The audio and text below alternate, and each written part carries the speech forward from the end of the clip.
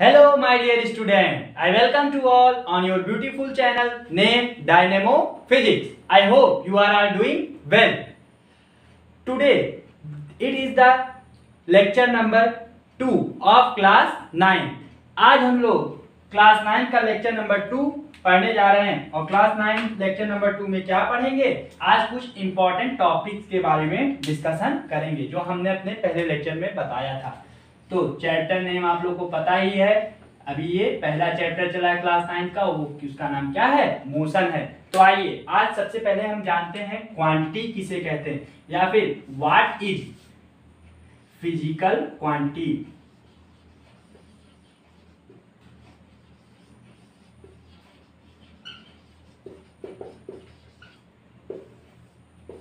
Physical quantity किसे कहा जाता है, और ये लेक्चर बहुत इंपॉर्टेंट होने वाला है विथ बेस्ट न्यूमेरिकल। तो physical quantity those quantity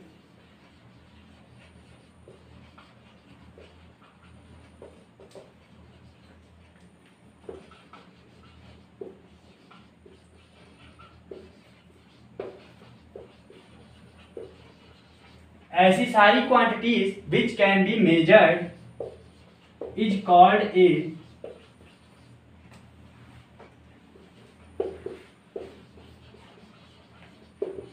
physical quantity।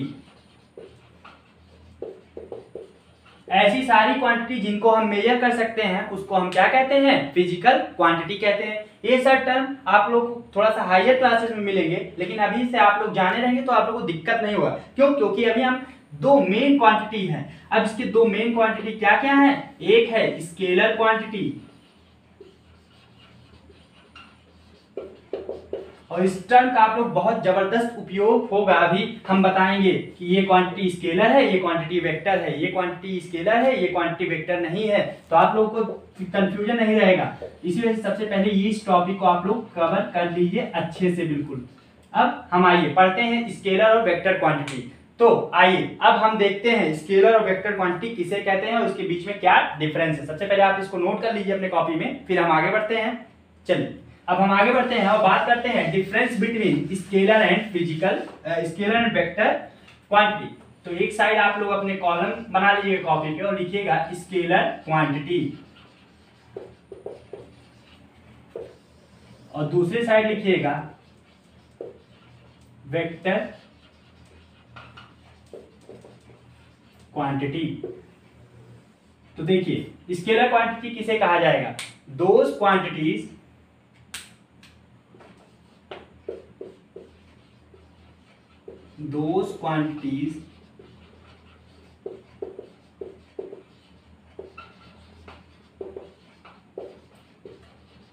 which have those quantities which have only magnitude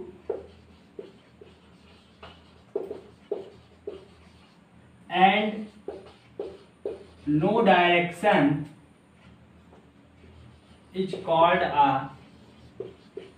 scalar quantity। मतलब ऐसी सारी क्वांटिटी जिनके पास केवल मैग्नीट्यूड हो। मैग्नीट्यूड मतलब क्या होता है? Numerical value. It is just a simple numerical value.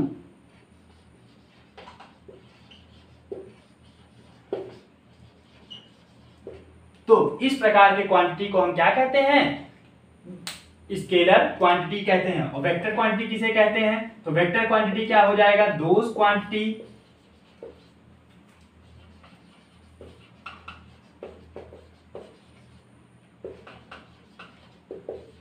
which have both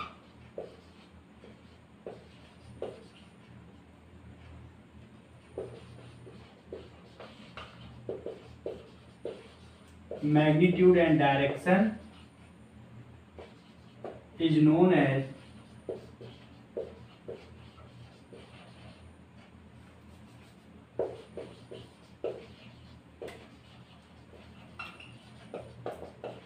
अब ऐसी सारी क्वांटिटी जिनके पास मैग्नीट्यूड हो और वो डायरेक्शन में ट्रेवल कर रहा हो, तो वो क्वांटिटी क्या हो जाएगी, वेक्टर क्वांटिटी। अब स्केलर क्वांटिटी क्या होता है, स्केलर क्वांटिटी जैसे हमने पूछा आपका मास क्या है, तो आप अपना मास जल्दी से बता देंगे 50 kg, 2 kg, 3 kg। अब हम पूछें वेक्टर में एग्जांपल दे, तो वेक्टर में हम पूछेंगे आपका स्कूल यहाँ से कितनी शॉर्टेस्ट डिस्टेंस क्या हो जाएगा, आपसे घर से लेके आपके स्कूल का, तो आप बताएंगे आप जब इस दिशा से होकर जाएंगे तो ये शॉर्टेस्ट डिस्टेंस हो जाएगा। और शॉर्टेस्ट डिस्टेंस बताने के लिए आपको दिशा और मैग्नीट्यूड कितनी दूरी होगी वो भी बताना पड़ेगा। तो जब आप कोई चीज का छोटा रास्ता बताते हैं तो वहां पर हम क्या इस्तेमाल करते हैं, वेक्टर क्वांटिटी का। या आप मान लीजिए आपसे किसी ने फोन करके पूछा आपका घर कहाँ है, तो आप बताएंगे हमारा घर इस दिशा में है और इसके बगल है, तो वहां पर वो डायरेक्शन और मैग्नीट्यूड हो जाएगा। और ऐसे एग्जांपल क्या क्या ले लेंगे, अब आइए जल्दी से इसका एग्जांपल ले लेते हैं। अभी एग्जांपल इसका लेंगे ही लेंगे। जैसे हमने आपको अपने पहले लेक्चर में बताया था कि डिस्टेंस, स्पीड, मास, आप दौड़ते रहिए किसी भी दिशा में, कोई दिशा फिक्स नहीं है, चलते रहिए। आपसे जैसे हमने पूछा आज आप दिन भर में कितना चले, तो आप बता देंगे जल्दी से कि हमने आज 10 मीटर या 10 किलोमीटर चला। हम ये इंफॉर्मेशन कंप्लीट है, यहाँ पर ये नहीं पूछेगा कोई कि आप किस दिशा में गए, कहाँ कहाँ गए। जब आपसे ये पूछा जाएगा तो आपको किसकी आवश्यकता पड़ेगी, वेक्टर की। और ऐसे बहुत सारे, आज आप मार्केट में गए, मार्केट से आपने 2 किलो सब्जी लाया, तो आपसे कोई पूछेगा आप मार्केट से क्या लाए, तो आप सिंपल सा आंसर दे देंगे कि हम 1 किलो या 2 किलो सामान ले आए हैं। अब वो सब्जी भी हो सकता है, दाल भी हो सकता है, कुछ भी चीजें हो सकती हैं। तो इस प्रकार के क्वांटिटी को हम क्या कहेंगे, स्केलर क्वांटिटी कहेंगे। जैसे अगर कोई पूछे आपको कितना डिग्री बुखार है, तो आप बता देंगे 101 डिग्री। अगर आप बताइए 101 डिग्री बुखार है तो वो फ़ारेनहाइट में आएगा कि डिग्री सेल्सियस में आएगा, तो आप लोग का आंसर क्या है, आप लोग आंसर जरूर कमेंट करिएगा कि 101 डिग्री क्या होता है। तो 101 डिग्री क्या हो जाएगा, फ़ारेनहाइट। क्यों, क्योंकि 100 डिग्री तक सेल्सियस होता है और उसके ऊपर जाएगा तो किसमें चेंज हो जाएगा, फ़ारेनहाइट में। ये हो गया। ये सारी क्वांटिटी क्या है, अपने आप में कंप्लीट है, और इसी वजह से इसको हम क्या कहते हैं, स्केलर क्वांटिटी कहते हैं। वेक्टर क्वांटिटी का एग्जांपल आइए हम देखते हैं। तो वेक्टर क्वांटिटी का एग्जांपल क्या हो जाएगा, वेलोसिटी, एक्सीलरेशन, जो इसमें हमें पढ़ना है इस चैप्टर में।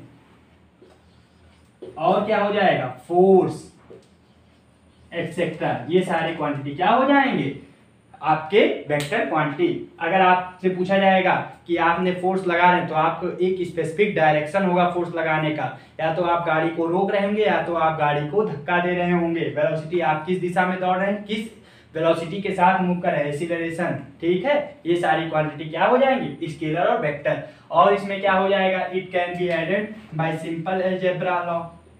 It can be added, it can be added algebraic by algebraic method।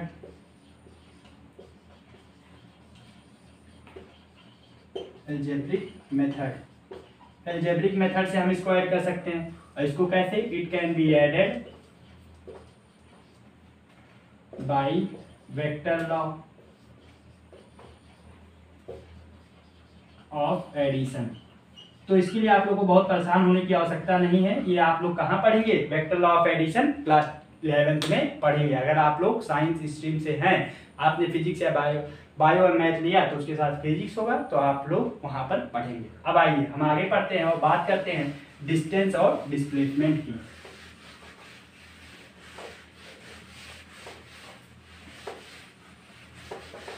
अब जैसे कि हमने कहा था, मान लीजिए आज अब हम लोग क्या पढ़ने वाले हैं, डिस्टेंस एंड डिस्प्लेसमेंट। अभी आइए एक एक करके हम जानते हैं टर्म को और अच्छे से समझते हैं डिस्टेंस और डिस्प्लेसमेंट क्या होता है। सबसे पहले आइए हम एक उदाहरण से समझते हैं, फिर आपको डिफिनीशन हम याद करा देंगे बहुत ही आसान तरीके से। मान लीजिए ये पॉइंट ए है और ये पॉइंट बी है, और हम आपसे पूछेंगे ए से बी तक जाने का क्या क्या रास्ता है, तो आप लोग क्या क्या रास्ता बताएंगे। आप लोग बता सकते हैं, एक हम सीधे जा सकते हैं ए से बी तक, ठीक है, पहला रास्ता ये हो गया।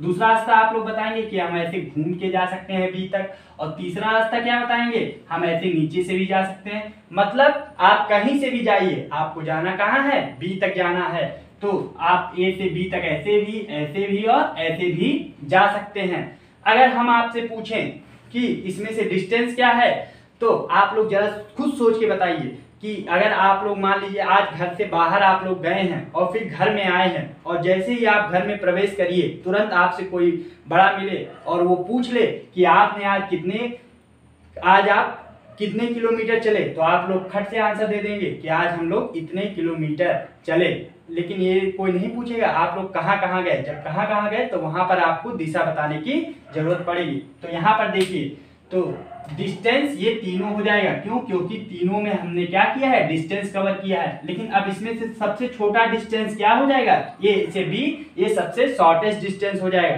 क्यों? क्योंकि इधर आप राउंड होके जा रहे हैं, इधर आप घूम के जा रहे हैं, लेकिन ये जो सीधे जा रहे हैं ये सबसे छोटा डिस्टेंस, और ये क्या कहलाएगा, डिस्प्लेसमेंट। बाकी दो रास्ते क्या कहलाएंगे, डिस्टेंस कहलाएंगे। अब यहाँ से जरा एक बताइए, यहाँ से क्या हो जाएगा, distance is less than displacement. क्या डिस्टेंस डिस्प्लेसमेंट से छोटा हो जाएगा, या बी ऑप्शन करेक्ट होगा, डिस्टेंस इज ग्रेटर देन और इक्वल टू डिस्प्लेसमेंट। डिस्टेंस बड़ा हो सकता है या डिस्टेंस इक्वल हो सकता है डिस्प्लेसमेंट के। तीसरा ऑप्शन देखिए, डिस्टेंस इज लेस देन और इक्वल टू डिस्प्लेसमेंट। क्या डिस्टेंस कभी छोटा हो जाएगा डिस्प्लेसमेंट से? इससे आप लोग के बहुत सारे टॉपिक क्लियर हो जाएंगे।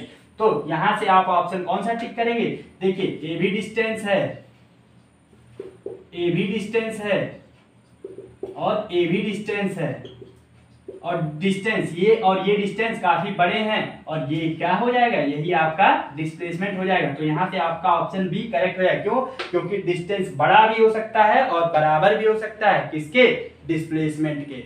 अब आई होप आप लोग को इस एग्जाम्पल से बहुत सारी चीजें क्लियर हुई होंगी। अब आइए एक एक करके हम आपको डिफिनीशन जल्दी जल्दी लिखवा देते हैं, जो आपको पढ़ना है या आगे चल के याद करना है।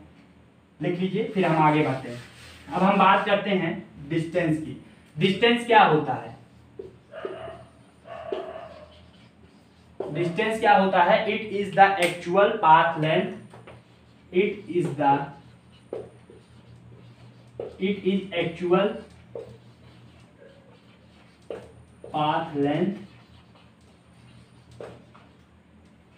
ट्रेवर्स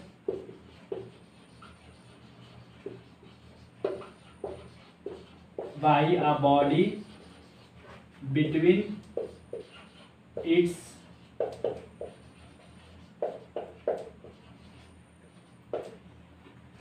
initial and final पोजीशन। मान लीजिए कोई बॉडी ए पर थी, कोई पॉइंट ऑब्जेक्ट ए पे है और उसको बी तक जाना है, तो वो ए से पहले सी तक गया और फिर सी से बी तक गया। तो यहां से सबसे पहले वो बॉडी कहां चला, ए से बी तक, ए से सी तक और सी से बी तक और फिर बी से ए तक। हमने पूछेंगे डिस्टेंस ऑफ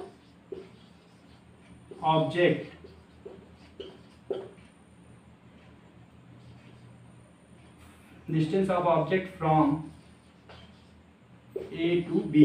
अब ए टू बी उसने डिस्टेंस कितना कवर किया, तो आप लोग लिख लेंगे डिस्टेंस कवर इक्वल टू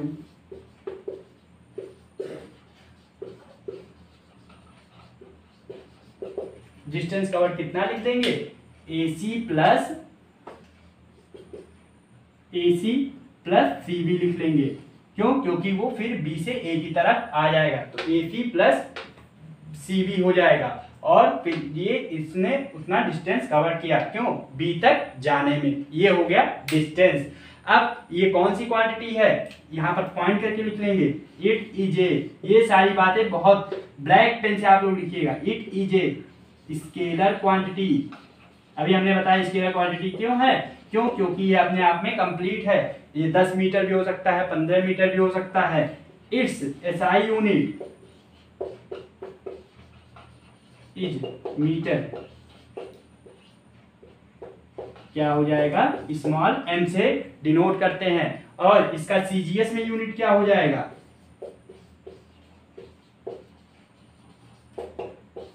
में यूनिट हो जाएगा सेंटीमीटर। ये सारी बातें हो गई डिस्टेंस के बारे में। और क्या हम डिस्टेंस जान सकते हैं, डिस्टेंस कवर्ड भी पॉजिटिव और जीरो। इट मे बी, एक पॉइंट और करके लिख लीजिएगा, इट मे बी पॉजिटिव, और ये पॉजिटिव हो सकता है या फिर जीरो हो सकता है। डिस्टेंस कभी भी निगेटिव नहीं होता है। ये बात आप अपने मन में बैठा दीजिए। अब इसके बाद हम बात करते हैं डिस्प्लेसमेंट की। तो आइए जल्दी से डिस्प्लेसमेंट के बारे में देख लेते हैं, यही सारी बातें। तो ये नोट कर लीजिए, फिर हम आगे बढ़ते हैं और बात करते हैं डिस्प्लेसमेंट की।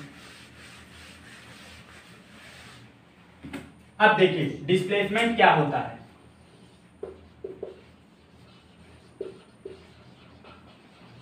तो हमने पहला एग्जांपल बताया था, ए से बी तक जाना था तो उसके बीच की सबसे कम दूरी, तो it is the shortest distance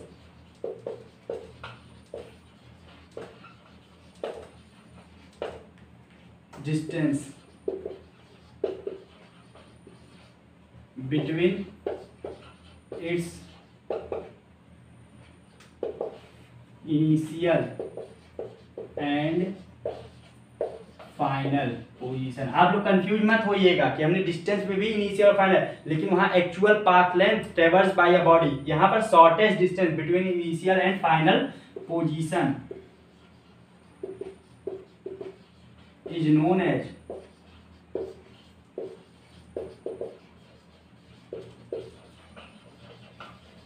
ये डिस्प्लेसमेंट हो जाएगा। इसका एग्जांपल क्या क्या हो जाएंगे, मान लीजिए ये कोई बॉडी ए है। अब यहाँ पर डायरेक्शन की जानकारी आपको होनी चाहिए, क्यों, क्योंकि इसके लिए आपको डायरेक्शन की आवश्यकता पड़ेगी। तो इसको हम कहते हैं नॉर्थ, इसको कहते हैं साउथ, इसको कहते हैं ईस्ट, इसको कहते हैं वेस्ट। मान लीजिए कोई बच्चा है वो ईस्ट में चला और फिर ईस्ट से नॉर्थ में चला गया, ईस्ट से चला 3 मीटर और फिर 4 मीटर नॉर्थ में चला गया, तो इसका शॉर्टेस्ट डिस्टेंस इस ABC, तो AC is the shortest distance. और AC जब शॉर्टेस्ट डिस्टेंस है तो जब ये कैसे आएगा, बाय यूजिंग PGT। अब हम PGT का उपयोग करेंगे। PGT कहता है हाइपोटेनस का square perpendicular square plus base square. तो हाइपोटेनस AC का होल स्क्वायर, और अभी आप लोग क्लास 8 पास किए हैं तो आप लोग को ये बहुत अच्छे से पता भी होगा, और प्लस 4 का स्क्वायर। तो AC इक्वल टू क्या हो जाएगा, √9 + 1, ये स्क्वायर इधर जाएगा तो रूट में आ जाएगा, तो कितना आ जाएगा, √25 = 5। तो इसका आंसर कितना आ जाएगा, शॉर्टेस्ट डिस्टेंस 5 मीटर आ जाएगा। अब इसके एग्जाम्पल आप लोग लिख लीजिए।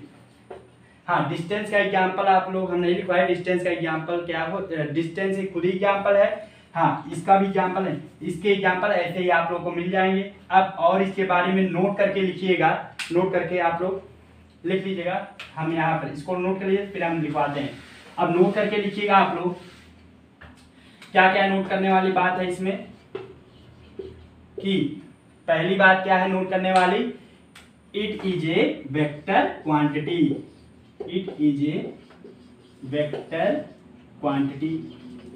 क्यों, क्योंकि इसमें आपको डायरेक्शन बताने की, शॉर्टेस्ट डिस्टेंस बताना है तो डायरेक्शन बताना पड़ेगा। दूसरी बात, दूसरा पॉइंट क्या लगेंगे, its SI unit is metre, या फिर M हो जाएगा। Its SI unit is metre, it may be 0, positive and negative. ये पॉजिटिव, 0 और निगेटिव भी हो सकता है। और उसके बाद फिर हम क्या कहेंगे, एक बात और आप लोग लिख लीजिए इसमें, इट्स CGS यूनिट, CGS मतलब centigram second, centimetre gram second, और SI यूनिट मतलब MKS। तो इसकी CGS यूनिट क्या हो जाएगी, इन सेंटीमीटर। तो ये हो गया आप लोग को डिस्प्लेसमेंट के बारे में। डिस्प्लेसमेंट में भी पॉजिटिव, निगेटिव और 0 हो जाएगा। तो ये हो गया डिस्प्लेसमेंट के बारे में। अब आइए हम इस पे एक बेस्ट न्यूमेरिकल देख लेते हैं, फिर इस लेक्चर को एंड करते हैं बेस्ट न्यूमेरिकल के साथ, ताकि आप लोग को डिस्टेंस और डिस्प्लेसमेंट एकदम क्लियर हो जाए। मान लीजिए ये कोई सर्कल है और इस सर्कल को ऐसे 4 पार्ट में डिवाइड कर दिया गया है। ये पॉइंट ए कहलाएगा, ये पॉइंट बी कहलाएगा, ये पॉइंट सी और ये पॉइंट डी। तो मान लीजिए कोई लड़का है, वो पॉइंट ए पर है और वो पॉइंट ए से चला बी पर। तो पूछा गया, पहला पार्ट क्या पूछा गया, distance and displacement between A and B.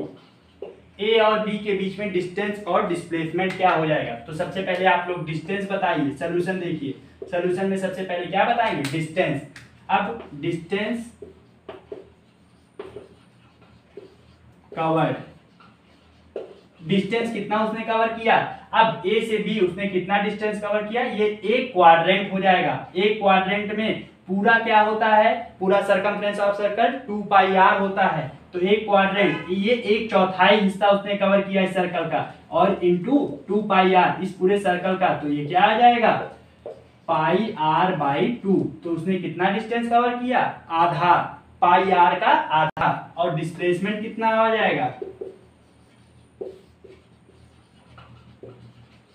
अब देखिए displacement is the shortest distance. अब ये शॉर्टेस्ट डिस्टेंस शॉर्टेस्ट डिस्टेंस क्या हो जाएगा, A B is the shortest distance. अब ये भी आपको दिख रहा होगा एक बाय हाइपोटेनस बाय पीजीटी। अब पीजीटी का इस्तेमाल करेंगे तो A B square is equal to क्या मिल जाएगा, ओ बी का होल, अरे बेस का whole square plus O A का होल स्क्वायर, और इसका रेडियस लिख लीजिए आर। तो यहां से क्या आ जाएगा, A B equal to root r square plus are square. तो यहां से क्या आ जाएगा, रूट 2 आर स्क्वायर, और ये क्या हो जाएगा, रूट 2 आर हो जाएगा।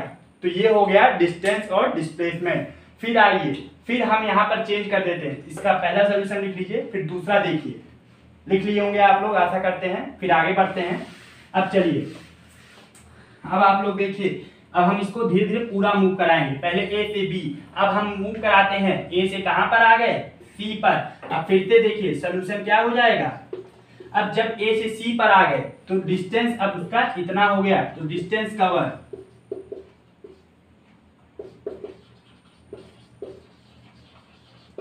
अब डिस्टेंस कवर्ड उसने कितना किया, पूरा आधा सर्कल को ही डिस्टेंस कवर कर लिया। तो पूरा सर्कल क्या हो जाएगा, 2 पाई आर, और नीचे क्या आ जाएगा, 2 आ जाएगा। क्यों, क्योंकि उसने पूरा हाफ सर्कल ही कवर कर लिया। तो ये कितना आ गया, पाई आर आ गया। अब डिस्प्लेसमेंट क्या आ जाएगा,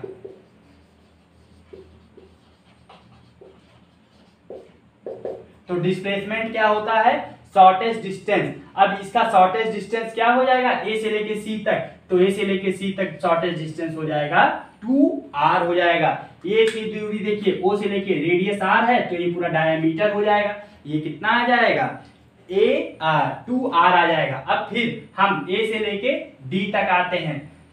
पहले ए से बी, फिर ए से सी, अब फिर कहाँ आ गए, अब हम आ गए ए से डी तक। अब ए से डी तक आप बता दीजिए जल्दी से क्या हो जाएगा डिस्टेंस इसका।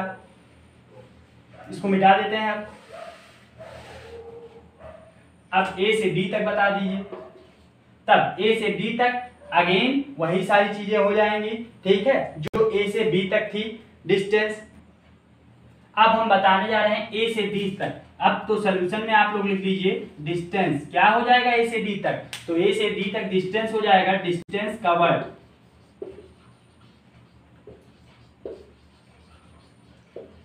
अब डिस्टेंस कवर्ड किसके बराबर हो जाएगा, ए से डी तक। तो ए से डी तक इसने कितना सर्कल कवर कर लिया, यहां तक आधा हुआ। अब यहां तक क्या हो जाएगा, 3/4। तो 3/4 इंटू 2 पाई आर, क्योंकि सर्कमफ्रेंस ऑफ सर्कल वही रहेगा। ये कितना आ जाएगा, 3/2 पाई आर आ जाएगा। और डिस्प्लेसमेंट क्या हो जाएगा, तो डिस्प्लेसमेंट क्या हो जाएगा, अब ये हो जाएगा एडी। अब एडी इज इक्वल टू क्या हो जाएगा, root O A square plus O D square. अब ओ ए स्क्वायर क्या हो जाएगा, R square plus are square, और एडी के बराबर।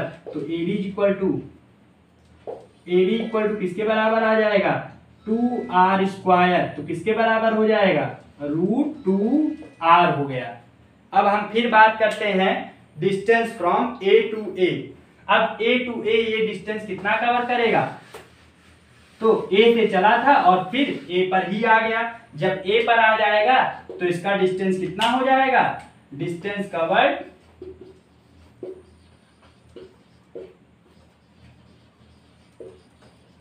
इज इक्वल टू 2πr और डिस्प्लेसमेंट क्या आ जाएगा, अब शॉर्टेस्ट डिस्टेंस कुछ बचा ही नहीं और डिस्प्लेसमेंट क्या आ जाएगा, 0 आ जाएगा। तो यहाँ से ये सिद्ध होता है कि जब कोई व्यक्ति ए से ए पॉइंट पर जहाँ से चलता है वहीं आ जाए। जैसे आप दिन भर कहीं पर रहिए, दिन भर आप अपने घर से गए, स्कूल से फिर कहीं कोचिंग गए, फिर कोचिंग से अपने घर आ गए, तो आपका डिस्प्लेसमेंट तो 0 हो जाएगा, लेकिन टोटल डिस्टेंस कुछ ना कुछ आपने कवर किया है।